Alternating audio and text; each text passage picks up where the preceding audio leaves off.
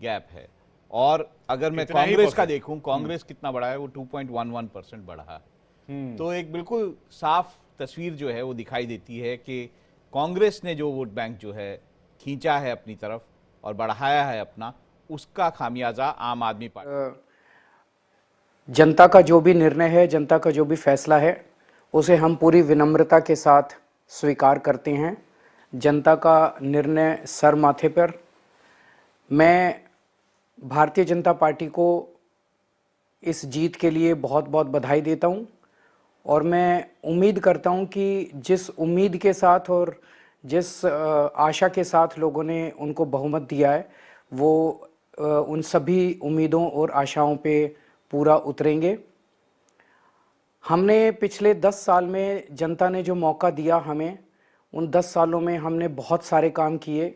शिक्षा के क्षेत्र में, स्वास्थ्य के क्षेत्र में, पानी के क्षेत्र में, बिजली के क्षेत्र में और भी अलग अलग तरीके से लोगों को राहत पहुंचाने की कोशिश की उनकी ज़िंदगी में।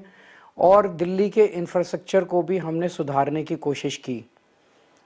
अब जो जनता ने हमें निर्णय दिया है, हम न केवल एक कंस्ट्रक्टिव ऑपोजिशन का रोल निभाएंगे, बल्कि हम समाज सेवा, जनता के सुख दुख में काम आना, व्यक्तिगत तौर पे जिसको भी जो ज़रूरत होगी, हम लोगों के सुख दुख में हमेशा काम आएंगे।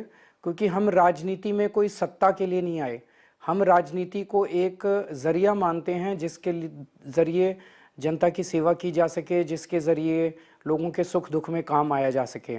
वो काम हम करते रहेंगे और हमें आगे भी इसी तरह से जनता के सुख दुख में काम आना है।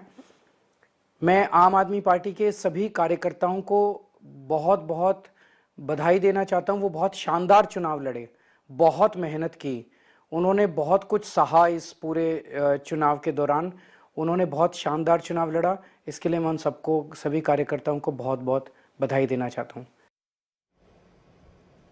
जी, तो अरविंद केजरीवाल का पहला रिएक्शन, उन्होंने कहा जनादेश को सहर्ष स्वीकार करते हैं, कंस्ट्रक्टिव अपोजिशन की भूमिका निभाएंगे, जनता का फैसला सर्वोपरि है और एक कंस्ट्रक्टिव अपोजिशन की भूमिका में रहेंगे, जनता के साथ रहेंगे, जनसेवक के तौर पर रहेंगे, समाज सेवा के तौर पर राजनीति करते रहेंगे। ये पहली बार है जब अरविंद केजरीवाल ने किसी तरह का कोई एलिगेशन नहीं लगाया और सहर्ष इसे स्वीकार किया। अमूमन पिछले 10-12 साल की राजनीति में ऐसा देखा नहीं गया सर।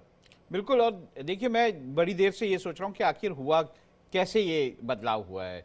हमारे साथ मेहमान भी है स्टूडियो में, तो बात दुबे जी, अगर देखा जाए तो जो कम अंतर वाली सीटें थी वहां पर बदलाव दिखाई देता है। जैसे अगर मैं देखूं, कस्तूरबा नगर की सीट जो है वो आपके पास थी, बीजेपी के पास चली गई है।